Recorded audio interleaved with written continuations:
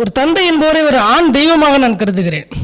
அந்த ஆண் தெய்வம் எப்படி இருக்குன்னா, ஒரு அழுக்கு உடை உடுத்திய ஒரு ஆண் தெய்வமாக இருக்கும். ஒரு சிகை அலங்காரம் சரியாக இல்லாமல் தாடி வைத்து கொண்டு திரிகிற ஒரு ஆண் தேவதையாக இருக்கும்.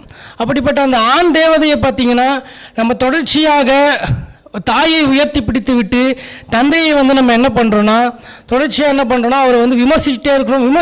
விமர்சிப்பது மட்டும் இல்லாமல் அவர் இழிவான சொற்களை, சமூகத்தில் எந்தெந்த சொற்கள்லாம் இழிவாக சொல்லப்படுகிறதோ, மரியாதை குறைவாக சொல்ல இருக்குதோ, அந்த சொல்ல பயன்படுத்தி ஒரு தந்தையை அடைக்கிற போக்கு என்பது சமகாலத்தில் நிகழ்ந்து கொண்டிருக்கிறது. நம்ம எப்பவுமே ஏன் தந்தையை வில்லனாகவே சித்தரிக்கிறோம் அப்படின்னா, நம்மளை ஹீரோவாக காட்டிக்கிறதுக்கு அப்படின்னு தான் நான் நினைக்கிறேன்.